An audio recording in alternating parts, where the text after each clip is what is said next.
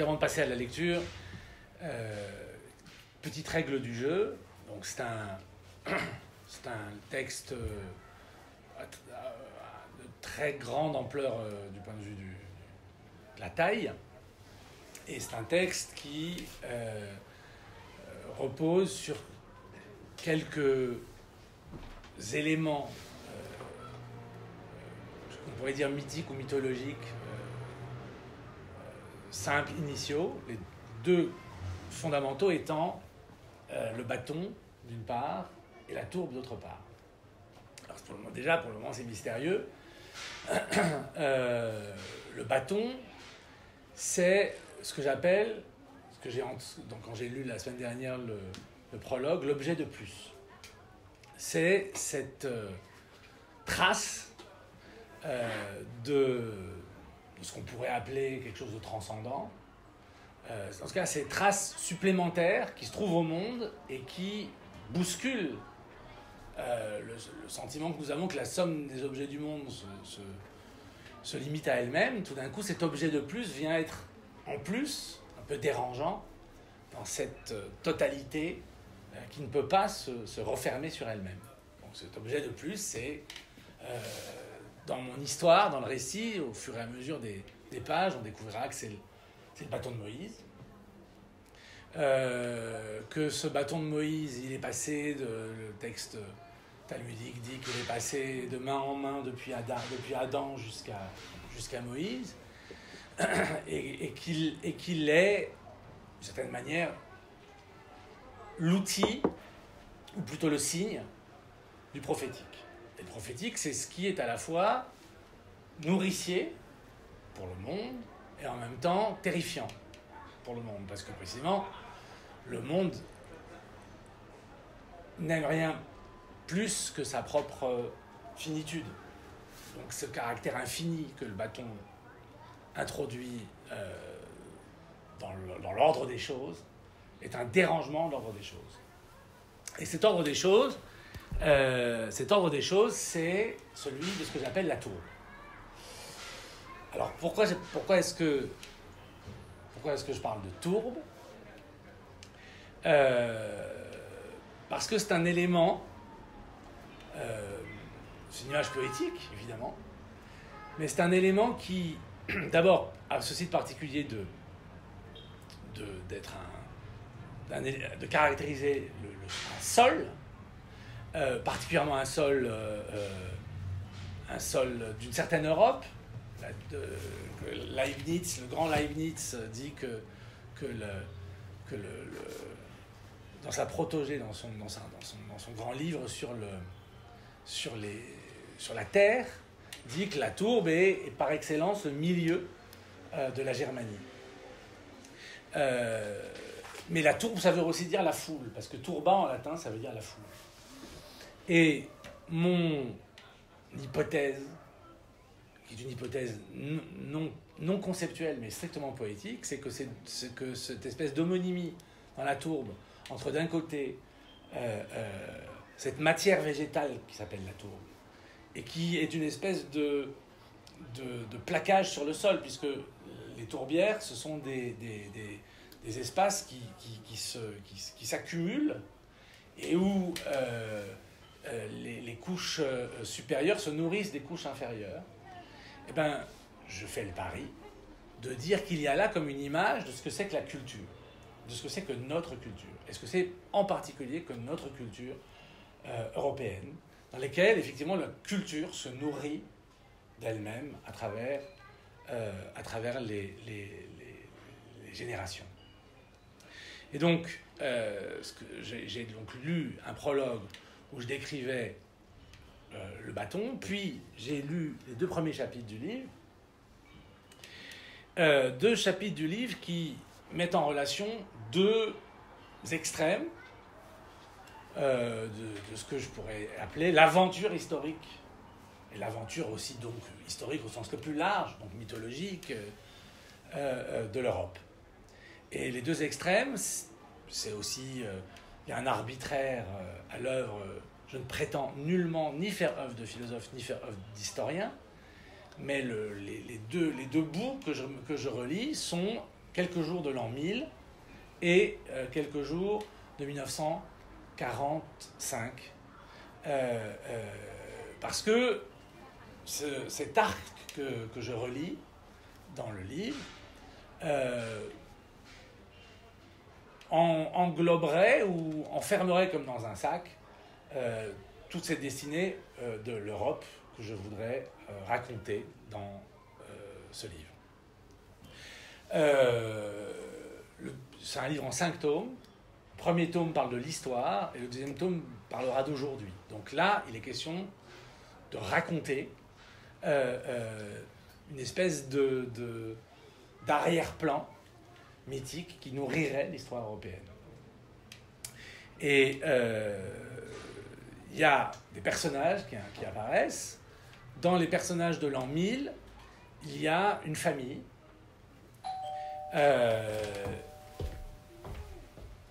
Il y a une famille. Je vais juste laisser rentrer. Oh, Philippe. Bonjour, Philippe. Bonjour tout le monde. Je suis désolé. Allez, asseyez-vous là. Un peu vif. Non, mais asseyez-vous et... Viens t'asseoir, Philippe. Je suis le dernier, je suis à la gauche du père.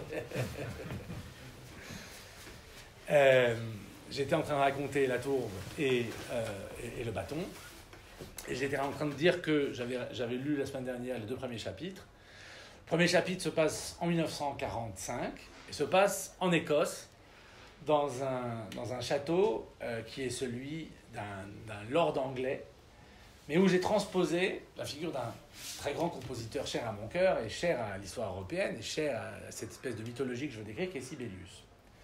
Et donc j'ai transposé dans le personnage d'un Lord Ian Stuart Bute, qui habite un château sur l'île de Bute, qui s'appelle Mount Stuart. Et ce châtelain a un butler extraordinaire, qui le regarde un peu comme un ange et qui lui paraît un personnage presque impossible ou improbable. Et il l'est en effet. On apprendra petit à petit dans le livre ce que ce personnage a d'une certaine manière d'éternel. Parce que bien qu'il meure et qu'il soit promis à mourir bientôt d'ailleurs, quelque chose de lui ne meurt pas. Privilège qu'il partage avec 69 autres hommes, puisqu'il y a 70 hommes qui, d'une certaine manière, constamment donnent à l'humanité son invariance et sa stabilité. Et Lord Bute va recevoir une visite, il attend une visite qui a été organisée par le fameux butler. Et puis, le deuxième chapitre nous plonge 1000 ans en arrière, donc, dans cette famille qui vit à ce moment-là en Germanie, qui ensuite ira en Suisse. Et cette famille, elle est, puisqu'on est entre nous, elle est aussi une transposition de personnages bibliques fondamentaux et absolument essentiels dans la pensée juive, qui sont, dans la Bible, Jacob, Ésaü et Abraham. Alors, je saute une génération, il n'y a pas Isaac. Quoi qu'il y ait Isaac chez toi, il n'y a pas d'Isaac dans mon livre. Mais ces personnages sont maintenant sont une famille qu'on devinera assez vite juive en Allemagne. Mais justement, juive pas au sens d'une petite famille juive au sens patriarcal, juive au sens d'Abraham, Isaac et Jacob. Et donc le père s'appelle Har, et les 2 fils s'appellent Elias et Herman. Et Har est possesseur du bâton, donc il a reçu le bâton. Autrement dit, Har est, dans la mesure du possible, dans la mesure de ce que le monde de l'an 1000 peut favoriser, du niveau d'un Abraham. Et ces 2 fils, Elias et Herman, vont apparaître. Alors, dans la lecture de la semaine dernière, c'était Elias que j'ai décrit, lequel Elias reçoit à son tour, à un moment de très grande inquiétude qu'il déborde devant le paysage où il évolue. À un moment de très grande inquiétude, il reçoit un accessoire fondamental, il reçoit à son tour le bâton. Et pourquoi est-ce qu'il était si inquiet ? Parce qu'il voyait que précisément le monde était proprement en train de changer et que quelque chose travaillait dans le sol, et ce sol et cette terre vont constamment rythmer ma narration, quelque chose se constituait dans le sol qui était un énorme piège pour l'humanité. Ce piège, justement, c'est, si je puis dire, l'invention, ou en tout cas l'apothéose de cette tourbière, de cette tourbe. Et donc c'est la naissance de la tourbe à laquelle Élias assiste, mais justement la réception qu'il fait du bâton lui donne le sentiment qu'il va pouvoir conjurer ce piège, conjurer cette malédiction. Et au moment où il va pouvoir parler, bâton en main, autrement dit objet de plus en main, et dépasser cet enfermement, il reçoit une flèche et il tombe. Une flèche lancée par son frère. Figure qui n'est pas loin d'Ésaü. Et donc, j'arrive au chapitre 3 et je vais vous dire ici le chapitre 3 et le chapitre 4, 2 chapitres. Donc on est à Sion, en 1002. Il n'y a pas de questions avant sur le... Quelques instants plus tard. Alors pourquoi est-ce qu'on est à Sion ? N'hésitez pas. On n'était pas en Écosse aussi. Alors, chapitre 1, oui, alors ça c'est la mise en place du décor. Chapitre 1, c'est en Écosse en 1945. Chapitre 2, c'est, et je vous ai dit une connerie déjà, ça commençait bien. Chapitre 2, on est à Sion. On est déjà en Suisse. La famille a migré de Germanie jusqu'à la Suisse. Et donc on est en Suisse, et ça se passe aussi non loin d'une tourbière. Y a-t-il des tourbières à Sion ? Je vous laisse deviner. Enfin bon. Donc Sion, 1002, quelques instants plus tard. Donc quelques instants après la mort, Élias, soit tombé. qui est une figure Enfin, est tombé. angélique, a reçu une flèche lancée par son frère Herman, qui est plutôt une figure diabolique. Voilà. Et on va, voilà. Je n'en dis pas plus sur le chapitre, je vous laisse découvrir. Le bâton était au sol, abandonné. Nul ne souffrait autant de soi qu'Herman, le frère d'Élias. Mon frère était juste, mais dangereux, dit-il, le ventre bombé. Pourtant, en esprit, Herman se sentait médiocre et vain. Tous deux étaient les fils de Har. Har leur avait appris tout ce qu'ils savaient. Il leur avait donné avec sa bonhomie et son rire la preuve qu'il existe des esprits libres. Herman avait vénéré l'exemple de son père jusqu'à croire qu'aucune autre voie n'était possible. Puis il avait compris qu'il lui était inférieur sans remède, tandis qu'Élias avait cultivé autrement sa propre et vivace pensée. Comme Élias était frêle et étrange, Herman était grand, immense même, très beau et très fort. Était-ce sa taille ? Il se considérait comme l'ami de tous les hommes, ce qui veut dire leur roi. Jamais il ne prononça ce mot, mais il en éprouva le sentiment et son corps le nourrit. C'est d'ailleurs ce qui lui avait rendu si pénible l'intelligence de son frère. Il était choqué qu'Élias se conçût libre du destin des autres. Il lui semblait qu'il avait transgressé une loi qui lie toute l'humanité en un seul corps. Note, on voit ici qu'Herman, le frère d'Élias, n'était pas sans grandeur, mais on devine que cette grandeur, qui fit sa gloire et même sa bonté, fit aussi sa malignité. Il regarda intensément le bâton, à quelques pas devant lui. Son cœur d'homme l'en détournait avec une violence qui le surprenait. Cependant, son père l'avait reçu, et son frère après lui. Rien au monde ne le dégoûtait plus, mais pour rien, il ne fit tendre la moindre fibre de son corps, comme il le fit pour saisir l'objet de plus. Il pénétra dans la tourbière.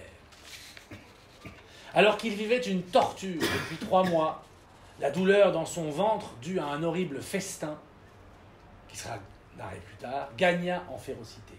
Pourtant, il persista, car il avait décidé de son devoir. Le bâton deviendrait un sceptre entre ses mains.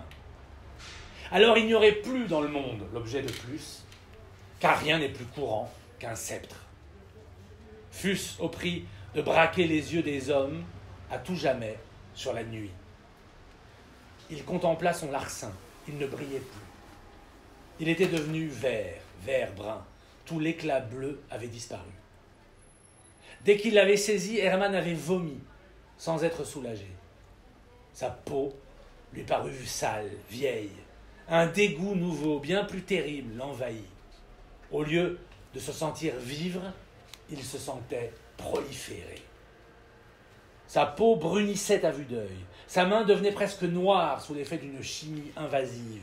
Ses pieds, qu'il avait vus nus depuis tant de jours, étaient eux aussi touchés. Au contact du bâton, la vérité se révélait. Depuis qu'il avait mangé cette abomination 3 mois plus tôt et qu'elle continuait de torturer ses intestins, il se savait couver cette nouveauté, cette diablerie. Mais elle était restée tapie en bordure, pour ainsi dire. Cette fois, le secret devenait évidence. L'horreur de ce qu'il avait mangé explosait sur sa peau, décuplée par l'objet de plus. Le bâton lui proposa des lettres à son tour. Hermann fut forcé de les lire à haute voix. Il n'y comprenait rien. « Peu importe, dit-il en se raidissant, cela a commencé. » Il eut aussi, comme son frère, la vision de la foule des hommes. En lui, d'un coup, l'idée se fit. La confusion suprême opéra. Surmontant sa maladie, les caillots qui lui torturaient le foie et tous les organes, il cria « Mon mal est celui qui nous torture tous ensemble. Vous êtes mes enfants, vous êtes les miens, hommes de la tourbe. » Tout fut scellé. Les hommes se tournèrent vers lui et le regardèrent. Ils se reconnurent en lui. Tous étaient malades en effet et le savaient. Il soutint ce regard. Ce qu'il avait mangé avait beau dévorer ses entrailles, il en tirait à présent une force de conviction sans limite. Le mal n'avait pas décuplé, il avait explosé dans son corps. La boule était devenue avalanche, la pierre était devenue étoile, le tour était joué. Par le bâton, grâce au bâton, en dépit de lui. Note. Vous savez que les champignons, à des distances parfois considérables, font jaillir leur corps individuel, qu'on peut cueillir aussi facilement qu'on retire un cheveu d'une soupe, d'un mycélium dont ils dépendent comme un bras de son torse. Le mycélium, ce réseau de filaments qui, durant des siècles parfois, s'étend dans les espaces du sol où rien ne semble bouger sur d'immenses distances. Sans le savoir, le coupant de son principe auquel il tenait par si peu, vous l'avez tué, ce simple petit champignon qui vit en se nourrissant de choses mortes. Il en alla de même entre Hermann et tous les hommes. Cela ne naissait pas de son esprit. Cette filiation n'appartenait plus au cerveau qui commande tout le corps propre, mais à l'autre corps qui était dans son ventre et qui, exposé à l'objet de plus, avait acquis un esprit nouveau. C'est ainsi qu'il devint, plus ou moins, qu'un végétal, un homme de tourbe. L'on peut dire qu'en lui s'était accomplie une incarnation. Y pensant, il rit furieusement, ce qui fit frémir la monstruosité qui parasitait son ventre. Champignon ou tourbe, demandez-vous? Végétal ou bien autre chose qui n'est pas un animal mais qui n'est pas une plante non plus, vous répondra-t-on. Les hommes sont ambigus parmi les espèces. Il vomit encore, ils vomirent tous. En partant, il leur dit « Ce serait pire si Élias avait survécu. Je vous commande et je vous comprends. » Hermann avait le bâton qui ne l'avait pas choisi, mais ne l'avait pas entièrement refusé. Note. Pire que la mort, le sentiment qu'il souffrira sans jamais se libérer de lui-même. C'est cela l'éternité, son évidence.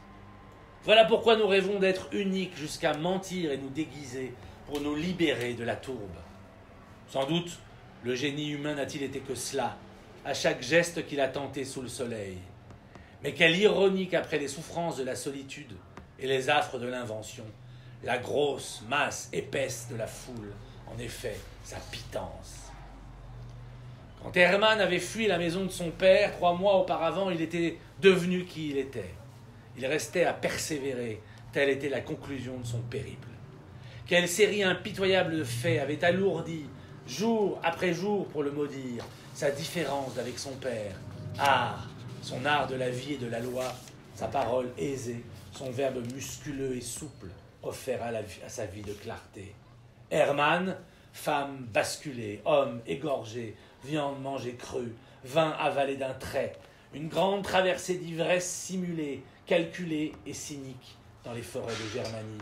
Pour preuve, il avait été parfaitement furtif, comme le sont ceux qui attendent quelque chose de l'avenir plutôt que du présent. De tels hommes ne titubent pas. Son passage n'avait pas marqué les consciences, même en manière d'épouvante. Personne ne se souvenait de lui. Ensuite, il avait commis le plus grand de tous les crimes devant les deux maîtres de son époque, le pape et l'empereur, ainsi qu'il sera raconté plus loin. Avec ce geste, complété aujourd'hui par le vol du bâton, il avait soudain converti le monde.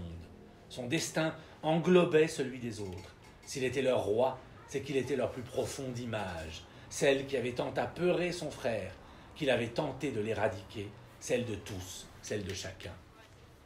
Son corps bougeait sur lui-même.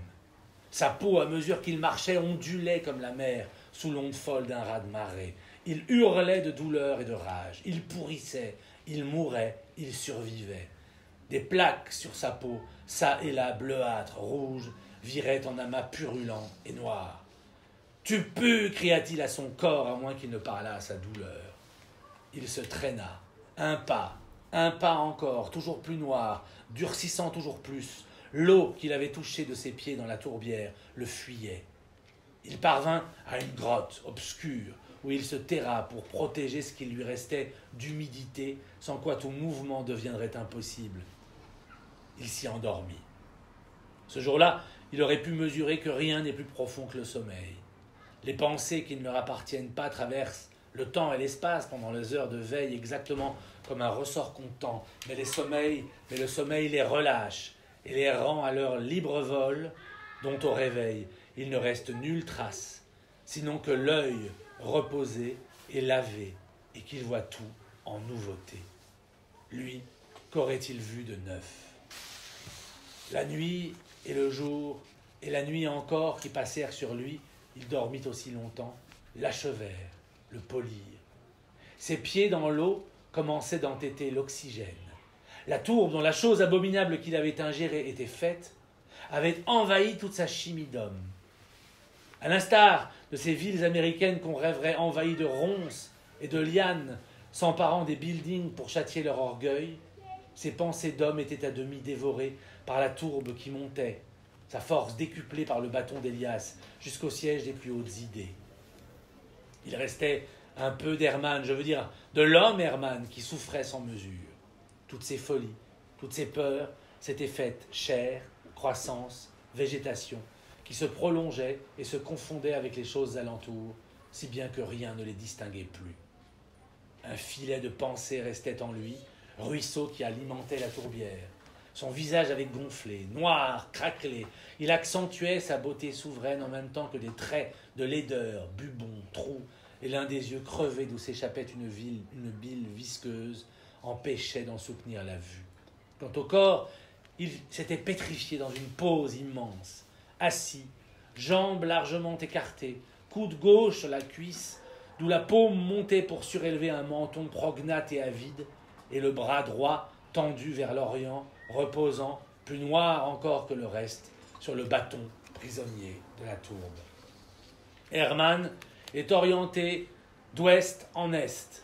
Comme tous les autres, quoiqu'il soit plus grand, son corps n'occupe que l'espace d'un corps. Mais dans le sol qu'il gouverne de son geste, il est l'âme des trois nations où le monde se dessine, s'engourdit et se perd, afin qu'il ne reste plus rien du souvenir d'Élias. Voilà l'homme. Il n'y a plus de voici, car voici annonce quelques nouveautés, demandées dans les larmes par un Baudelaire sur le départ, au fond de l'inconnu pour trouver du nouveau. Or, on ne put jamais sérieusement dire que voilà, à savoir ce qu'on avait toujours déjà montré, parce qu'il était toujours déjà là, voilà. Le titre du chapitre, j'ai oublié de vous le dire peut-être, c'est Ecce Homo. C'était Ecce Homo. Un matin, un bourgeois de Sion fut égaré par le brouillard. 30 ans avaient passé, on était en 1032. L'homme était suisse ou helvète. En ces jours-là, cela ne signifiait pas grand-chose. Une surexposition aux montagnes auxquelles il fallait que ses pieds se fussent singulièrement accrochés, alors qu'en bas, il y avait de larges vallées, des vignes et des hivers doux. Une intense fabrication de fromage pendant les étés. un hiver calfeutré dans beaucoup de vin jaune. Ah oui, de petits travaux manuels très minutieux pendant des mois entiers. Peu de mots à échanger, peu de variations entre les hommes. Qu'il ne fût pas happé par les séismes que ces prêtres et princes nouveaux suscitaient depuis les tréfonds de l'Europe, n'en faisait pas seulement un crétin. Il était disponible, il était paysan, il était fou et imaginatif, intelligent aussi, ayant échappé, on ne sait jamais trop comment, au piège du grand nombre où tout singulier se dissout, et déjà il était riche. Son nom était Wolf. Il arriva aux abords de la grotte, dont depuis 30 ans personne ne s'était approché. Sa grosse et dure mâchoire s'affaissa, mais il était trop tard pour partir. L'odeur de tourbe, légère d'ordinaire, là si hautement concentrée qu'elle détruirait presque l'olfaction, qu'elle sature et torture. Un terrible désir de fuir ou de mourir. Mais quoi? Pourquoi donc mourir? N'est-on pas bien chez nous? Ensuite la voix qui résonnera dans l'oreille à tout jamais. L'illusion de la mort n'y changera rien. Wolf ne se croit pas grand-chose, mais se sait simple. Il y trouve la force de parler à Hermann. « Monseigneur, je vous en prie, laissez-moi s'il vous plaît faire mon fromage et mes menus travaux, je ne demande que ça. » C'est trop tard, bien entendu. Le bon gars, le bourgeois de Sion pourra continuer, mais il a vu l'homme. Wolf sait, beaucoup mieux que tous les rois et les papes qui croient lui commander alors qu'Hermann les asphyxie et les oriente de son gaz, de son affect, que l'ermite de la grotte n'est pas un homme, mais l'homme. L'homme existe et il est là dans cette grotte de Sion. Wolf le sait car il le voit. Il apprend qu'il est une montagne, une autre, de chair noire, mi-vive, mi-morte, où suppurent des paroles terrifiantes, des commandements mortels auxquels on n'a pas d'autre choix que d'obéir parce qu'on est lui, parce qu'il est moi. Ignorez-vous que tout homme est la formule même du mal et que n'y échappe que celui qui fait exception. Je suis humide, pense Hermann, rongé et immobile. Feu de tourbe pour me retenir. Ma pensée a retenti. Bruit atroce, qu'on ne parle pas de langue pour ça. Pourtant Wolf, qu'il soit animal ou plante, ou plus informe encore, à mi-chemin de ces matières, comprend. Il court chercher de la tourbe, et de quoi faire un feu, car, si humide que soit sa provenance, la tourbe brûle aussi. Sa pensée est dévorée par cette seule idée, commandement pour lui et pour cet amas qu'il doit appeler mon roi, faire un feu qui brûle, assèche et diffuse dans l'air de la grotte les sucs de la tourbe brûlée, l'âcre mêlé d'étincelles et de boue violentée dont l'eau s'échappe en protestant. Le feu a été fait dans la tourbe. L'être qui tient le bâton où s'est axé le monde s'en est gorgé. Son air en fut réduit. Respirer moins d'air, voilà ce qu'il voulait. Un peu moins de vie, parce que cela va durer des siècles entiers. L'empire de l'homme sur Wolf s'est relâché. Les deux corps ne sont plus tenus par la fureur d'une nécessité. Alors le pauvre gars, comme un enfant, court, non vers son fromage ou ses menus travaux, mais vers le prêtre, car c'est lui qui a la charge de la vie et de la mort. C'est quand on entrevoit le mélange de l'une et de l'autre, et non face à la seule mort, plus cher espoir de chacun, qu'on hurle son besoin du prêtre. Il court à l'église. Aussitôt, à voir le paysan, sa mine, son désespoir, le prêtre devine qu'il n'a pas tout ce qu'il faut pour lui répondre, qu'il doit en référer à son évêque, en lui traduisant tout l'impossible qu'il a découvert là, et que nul sacrement, nul mariage, nulle confession, nulle communion ne conjureront. Et l'évêque en informe le pape, homme savant et lucide. Il sait que trop de connaissances disparaîtront à sa propre mort et qu'il lui faut songer à une stratégie, car Hermann ne mourra pas. Un jour, on racontera la stratégie du pape. La voix d'Hermann, amoindrie par la distance et la porosité des pierres mortes, résonne dans les esprits creux des hommes. Cela est le prêche. Tous les hommes en ont vu la voix. Note de bas de page. Au Sinaï, on dit tout le peuple vit les voix. Ainsi, voir une voix fut une saisie prophétique par un peuple qui n'en pouvait mais d'une parole transcendante au monde. Avez-vous deviné comme cette inversion, toute l'humanité vit la voix d'Hermann, est cruelle et atroce. Tous les hommes en ont vu la voix, mais aux bourgeois de Sion, elle se révèle depuis ce jour dans son obscène nudité. Comme les autres, ils obéissent.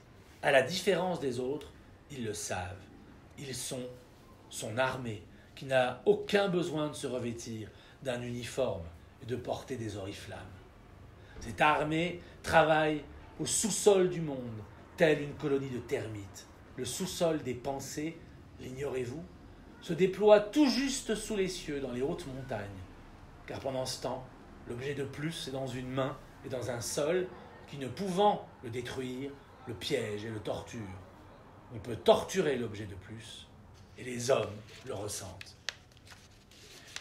Les livres d'histoire vous apprendront que la bourgeoisie de Sion pénétra dans le Saint-Empire romain et germanique qu'on avait édifié pour la gloire de Dieu avec le concours de l'Église de Rome, mais duplices, comme l'est toujours l'histoire, ils omettront d'écrire ce qu'ils jugent un mythe, une mythologie, qu'il s'agissait en fait de l'empire d'Hermann, et sinon de le bâtir, d'en assurer au moins l'infrastructure, comme un jour le dirait Marx, jouer à son tour d'une nouvelle ruse, dessinée pour lui dans la grotte d'Hermann. Petite étoile, Sion, beaucoup plus tard, 7 mai 1945, 6h45. Vous savez qu'on est dans le Valais, hein. Sion, c'est bien dans le Valais, je ne mélange pas. Un bourgeois en savait long sur Mulligan et sur Lord Bute. Lord Bute, c'est le compositeur et Mulligan, c'est son butler. Donc la collection se fait. Comme à l'accoutumée, aux abords de la tempête, sous tous les crânes, qui survenait toujours à la fin d'un grand prêche, Hermann avait appelé et la bourgeoisie avait écouté. Il s'appelait Augustin Logre. Quand il approcha du vieux corps d'Hermann, la même terreur intacte le saisit. Il écouta une voix, comme un couteau qui vous retourne la chair, énoncer que la tempête aurait lieu le lendemain. Mais il y eut autre chose, un ordre de mission, une tâche que lui, l'ogre, devait accomplir et par laquelle Hermann donnait à sa petite vie un sens immense et monstrueux. L'ogre, ton destin te dévore. Il faut que mon ennemi là-bas, en Écosse, et que son maître soit tué, que mon ennemi là-bas soit tué, et que son maître soit convoqué ici s'il l'ose, puisqu'il ne tardera plus à connaître mon nom. Augustin Logre comprit aussitôt qu'il s'agissait des habitants de Mount Stuart, car son savoir n'avait cure des distances et de l'anecdote des vies personnelles. Il savait infailliblement, les serviteurs d'Hermann, ce qui comptait pour leur maître. L'ennemi, c'était acquis. Mais l'exécutant, qui serait à la hauteur de la tâche, celle du meurtre et celle de l'invitation? C'est alors que le nom lui vint, dont il ne lâcherait entre ses lèvres que le prénom, Jean. Jean, bien sûr. Jean l'artiste, comme Lélie du même nom, mais un artiste de la guerre et de la mort. Se fût-il drapé des sortilèges de la beauté, lui seul était à la hauteur en son temps de la tempête et de son redoutable sens. Il avait fait d'incroyables choses, celui-là. Je vous dis tout de suite, le Jean en question, drôle d'idée, c'est Jean Genet. C'est lui qui va être l'assassin de Mulligan, du butler. Quel chemin il avait arpenté depuis le Morvan de son enfance, jusqu'à ses prisons, jusqu'à Paris, jusqu'à Sion. Comment s'y prendrait-il avec eux? Que lui dicterait son imagination si ardente? Bon, cela ne le concernait plus. L'ogre avait compris, si bien que sa tâche était accomplie. La satisfaction qu'il devina dans le monstre de la grotte l'emplit d'une indicible nausée, mais il tint. L'accoutumance des bourgeois de Sion à la présence d'Hermann s'était opérée dans toutes sortes de rituels. Dans la répétition d'une mémoire millénaire, ils avaient déployé d'immenses efforts. Peu d'institutions furent plus érudites et universelles que la bourgeoisie de Sion. Elle eut des livres, sut les lire et les appliquer quand Hermann le voulait. En somme, elle faisait son devoir. Il rentra chez lui. Sa maison était charmante et valaisable. La porte d'entrée était surmontée d'un coucou qui, lorsqu'il sortait à heure régulière, car on est au pays des horlogers, montrait sa sale tête. Au lieu d'un coucou, c'était un diable à l'étrange visage, féminin et doux, malgré ses cornes. Il semblait s'interroger, toujours étonné d'être convoqué là, en plein dehors, arraché au confort des rouages endormis. Une fois, quelqu'un l'avait appelé Baphomet, mais c'était un occultiste, et ceux-là ont des arabesques intellectuelles. Il existait bien une maison du diable à Sion. comme il y avait une maison super saxo, décorée d'héraldique, d'une belle rosace et de meubles lourds et anciens. On n'habitait plus la maison super saxo. Augustin Logre, par exemple, n'y passait qu'au grand moment. Il déposa son manteau dans l'entrée, sur la petite patère surmontée d'une croix de Saint-Maurice. Puis il entra dans son salon. Quel sac à foin, ces trois-là! Enfin, ces quatre! On va leur apprendre, murmura-t-il. Dehors, sur les montagnes et jusqu'aux plaines, un monstrueux nuage variait sa fureur. Remontant le long des pentes, il semblait ramasser tous les arbres, comme pour les enfermer dans un sac, à la façon d'un maraudeur.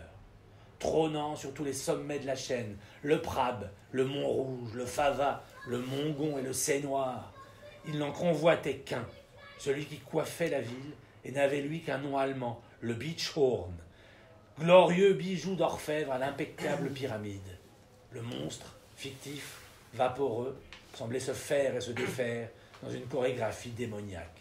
Là, tumescent, gonflé jusqu'à l'éclatement, ici crevé et filé en lambeaux parcourus de cornes noires, il riait de temps à autre en coups de tonnerre, où se suspendaient, comme d'impudiques pies, les dessins obscènes de la foule, liant de leurs jets jaunes les régions du ciel et les morceaux de la terre.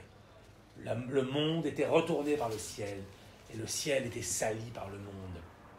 Tout de même, la pyramide du Beechhorn n'avait rien à craindre d'un nuage, c'est-à-dire d'un peu de vapeur d'eau. Pourtant, Augustin sentit que le paysage avait peur.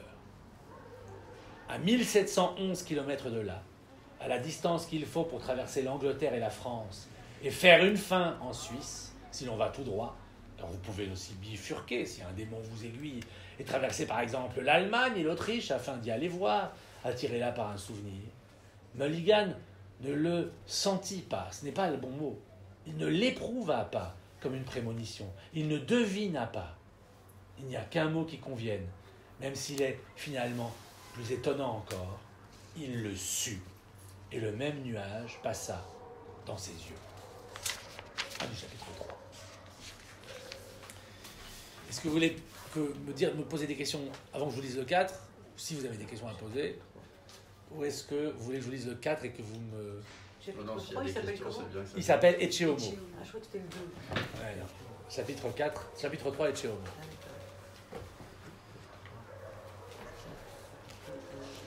Donc, on était en Suisse, et on avait traversé les millénaires, enfin le millénaire. On retourne en Écosse, en 1945. Une visite à Mount Stuart. C'est le premier des invités de Lord Stuart Bute qui arrive, et je vous laisse découvrir de qui il s'agit. Et je vous expliquerai après, si ça vous intéresse, si la question se pose pour vous, pourquoi. Parc de Mount Stuart, 7 mai 1945, 17h15. Le jour tardait à décroître sur les landes de l'île de Bute. Le célèbre invité du marquis, fidèle à son habitude, bougonnait. « Il faut le savoir, c'est le jour ou c'est la nuit ?» Mais enfin, disait son jeune assistant qui courait derrière, « l'été approche et l'Écosse est très au nord. »« Vous avez beau le dire, reprit le vieux, je suis agressé. Toutes ces gouttes sont des attentats contre moi. C'est un autre point commun avec Herr Hitler. » Il parlait par à-coups, autant à cause de la marche que du vent glacé et humide, octant un désordre autour de lui. Sur le bateau, il s'était fait une fête de cette ascension vers le château, mais dès l'accostage à Rothesay, il avait été troublé. Malgré la date printanière, un esprit d'hiver flottait sur cet endroit, le sentiment d'un chaos dans le ciel, le temps et les saisons. Le chauffeur avait insisté pour faire l'ascension en voiture et le garde avait protesté, mais entêté et vaillant comme toujours, frappant le sol d'un pas vif et d'une canne inflexible, il était parti à pied comme il aimait le faire, et il ne comprenait pas pourquoi le Black Dog venait de le mordre à nouveau avec une brutalité inaccoutumée. « Here? Why ?» En contrebas, Mount Stuart, le château de son hôte. Giflé à présent par une bise de novembre sous l'énorme chêne où il cherchait un toit, car ce crétin lieutenant avait laissé en bas le parapluie, il contempla le fameux landscape. Distribué en cases, comme des morceaux choisis, en français dans le texte, c'était un jardin inouï que l'ancien marquis, ancêtre de son ami, avait coûteusement dessiné avec Mawson, le célèbre paysagiste. Lui aussi avait été touché par cette fièvre encyclopédique qui avait dévoré tout le XIXe siècle. Comme une récapitulation avant la fin, avant l'écroulement du monde, et hop, encore un coup de Black Dog. Là, une pinède. Ici, le jardin rocheux où les couleurs chatoyaient, du vert clair au vert profond, au rouge, au rose, au violacé. Il regretta brièvement son chevalet. Là-bas, les plantes exotiques, jusqu'aux grandes feuilles de bananier. Comment faisait-il pour les protéger du froid? À moins que Lord Bute les eût sortis en son honneur. Enfin, la bâtisse. L'énorme façade victorienne, néo-gothique, d'un rouge de briques aussi léger qu'un bœuf bourguignon, se dit-il en se pourléchant les babines, se moquant de cette angoisse qui le tenaillait jusqu'à la suffocation. Quelle énorme bête que ce château! Le monstrueux rectangle aux fenêtres en ogive, flanqué à sa gauche d'un pavillon plus modeste et à sa droite d'un gros clocher d'église, était surmonté d'une toiture noirâtre qui semblait le survoler. Pentue, soutenue par une bordée de piliers, elle s'incurvait brutalement en un angle de grande laideur. Et cette chapelle, au temps de la bonne Victoria, on avait beau penser que Dieu était mort, on fit à son cadavre des honneurs dont l'obésité frisa l'obscénité. Pensa-t-il férocement. Excès de briques, de couleurs, de surface, de longueur et de largeur. Il se retrouvait à sa grande surprise plongé dans son enfance. Comment donc pouvaient se télescoper dans sa sensibilité ces deux extrêmes? Il fallait que quelque chose le fascinât ici, pour que le château béni de ses 5 ans lui revînt avec tant d'intensité. Quelques larmes affluèrent au coin de son œil, quand défilèrent les cavalcades émues dans les bois, les longs ennuis, dans le couloir de la Blanche Library, et les immenses dîners où les habits luisaient, et où, pour se faire une place, il avait dû jouer de son humeur teigneuse et de sa lippe méprisante. Quel contraste entre la ruche mondaine de Blenheim, où les premiers ministres venaient passer le week-end, et l'étrange solitude de Mount Stuart. En d'autres temps, il eût été intrigué, excité à l'idée de visiter les célèbres délires des salles intérieures, le grand escalier de marbre, la galerie des peintures, les chambres, les salons, hérissés tous de tentures médiévales, de meubles de tous âges, de rêveries passéistes projetées en rayons dans les milliers de livres, tombeaux des vies que le siècle des archéologues avait amassés comme on fait du spiritisme. Peut-être s'en fût-il amusé. Mais à présent, la peur se jouait de lui. Il sentait presque son sang crachoter et balbutier dans ses veines. Il avait peur pour le monde. À ses pieds, les herbes, le grain même de la terre l'effarouchaient. Il avait aimé ces décors du royaume, plus qu'aucune jouissance promise ou remémorée. Le goût du temps, l'amour des générations amassées en dessous, elles étaient pour lui les plantes mortes qui se cuisinent en engrais afin de donner de la chair aux vivantes, offraient leurs paroles tues et leurs corps décomposés au lieu qu'elles enrichissaient de relents capiteux. Angleterre, Écosse, beaux et illustres noms de lieux. Autrefois, il lui suffisait de les prononcer, de fermer les yeux, et il était aussitôt cerné de bruits de vagues sur des falaises blanches, d'un fin dépôt de brume sur les prés où paraissaient voluptueux de nobles arbres, portant sur leurs bras alanguis de chatoyants feuillages comme au Moyen-Âge, ces ambassadeurs de l'Italie arborant leurs soirées dans la Russie sauvage. Le claquement des barques sur les pontons, à l'accostage terrible des barbares, vikings, pictes et normands, quand l'histoire, cette folle, jouait aux hommes terrifiés sa musique envoûtante de guerre et de surprise. C'était hier. À présent, puisque la guerre contre le fou était gagnée, une autre bataille, autrement terrible, l'attendait. Cela concernait le nom même de l'Angleterre. Sa nation était menacée. Il ne le savait qu'à peine, il le présentait et le pressentait. L'après-guerre serait une lampe à papillons. Personne n'y verrait rien, contrairement à lui. C'était sa spécialité. Cette unique qualité lui avait offert une destinée. Sir Winston Churchill, revêtu de son inénarrable combinaison bleue, avec quelque chose d'un devin. « Prime Minister, il pleut, nous allons arriver trempés !» Churchill se retourna vers le lieutenant Bonham. « J'ai résisté au V2. Vous croyez que je ne veux pas résister à la pluie ?» aboya-t-il, indifférent à la contradiction. « C'est ce que vous m'avez dit sur le bateau, Prime Minister. Ce qui vient des hommes, on pourra toujours s'en relever. Mais ce qui vient de la terre, la pluie tombe du ciel, mon garçon. Parce qu'elle est remontée du sol. » Churchill éclata d'un bon rire. « Vous avez fini par me plaire, Bonham. Vous êtes un aristocrate, mais vous êtes intelligent. Nous autres Anglais sommes les seuls à pouvoir produire cette prouesse. Grâce à Oxbridge, sans doute. En tout cas, vous me comprenez. » Disons que nous sommes deux aristocrates dégénérés, que nous partageons les mêmes hantises. Ouais, gardez cette version pour vous. J'ai une carrière devant moi, vous comprenez? Bonham fut presque agacé. Depuis quelques jours, le vieux ne cessait de parler des élections. La paix allait être déclarée dans quelques heures, l'Angleterre allait vivre l'ultime moment de sa gloire, et il allait falloir en goûter le dernier nectar, car la vie, au lendemain de la fête, deviendrait sans nul doute plus amère. L'Amérique, aussitôt les ultimes crépitements des flashs, où les vainqueurs allaient faire semblant de s'immortaliser, dévorerait le monde de son accent simplifié et de ses stars sucrées. Les Russes fermeraient la porte pour une nuit obscure, combien de temps? Et l'Europe, piégée dans sa folie d'hier, errerait dans les faubourgs du monde, comme une vieille droguée qui n'a pas su mourir. Bonham n'en revenait pas tout à fait. Après les millions de morts, après les nuits sans sommeil et les folies du Reich, où le Premier ministre trouvait-il le feu pour vouloir recommencer? Il rêvait encore de conquêtes et d'électeurs. Churchill était reparti. Maintenant, il descendait la pente à grandes enjambées, en jouant férocement de son bâton qui virevoltait, puis giflait le sol comme un défi. Chartwell! J'ai écrit Marlborough pour payer mon landscape de Chartwell, comme ce dingue de 5e marquis de Bute avec ses millions de livres sterling a créé son jardin. J'ai essuyé sang et whisky, mon petit bonhomme, pour prendre à pleine poignée un morceau du monde et le forcer à la vérité, que lui et moi, nous regardons en dessous. Vous entendez, bonhomme? J'ai pas dit au-dessus, j'ai dit en dessous, sous nos pieds. The land of the British Empire. Un sourcier, un chef d'orchestre, un vieillard fou. Attaché à son pas comme une chaîne à une roue de vélo, une pensée le plongea à la fois dans la perplexité et dans le feu. Il fallut que Bonham, après la péroraison, subisse une nouvelle tirade. « Bloody hell, ce chêne !» dit-il en repensant à son abri. « Pourquoi les armes font-ils cet effet? Toutes ces âneries de British Empire me laissent de marbre en comparaison de ce seul arbre. Il faut dire qu'il est important, vous avez vu, mon gars?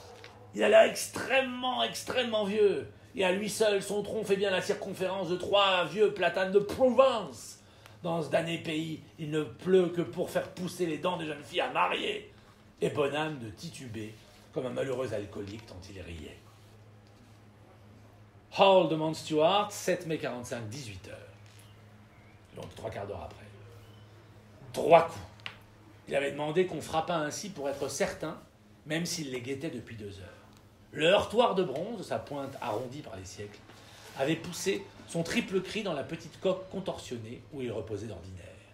Au choc du métal, une douceur ouatée, veloutée, venait ajouter un son qui s'y composait étrangement. Je ne fais pas seulement mon Proust, je tiens à préciser. Je veux juste vous rappeler que 3 symphonies de Sibelius commencent par doudoudou. Donc les 3 coups sur le... Voilà. Comme d'ailleurs les de la flûte enchantée.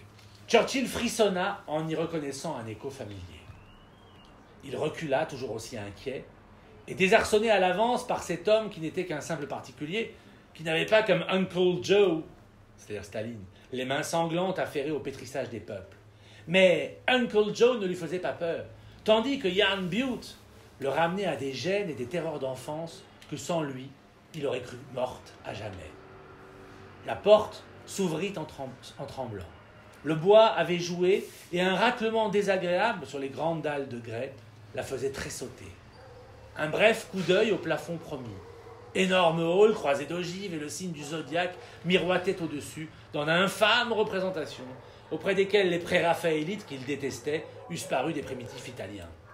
D'affreuses petites étoiles dorées à la feuille resplendissaient anormalement. Il y avait sans doute quelques sortilèges d'électricité scellés dans la pénombre. Il s'avisa que le majordome en face de lui avait reculé pour le laisser rentrer et n'avait pas osé perturber par un mot sa première contemplation. Il sursauta. Air de pirate habillé en habit, canne et claudication. Dans les yeux du gars un feu. Sûr, c'était pas un domestique. Alors quoi? Bonjour, Prime Minister. C'est un honneur pour Mount Stuart.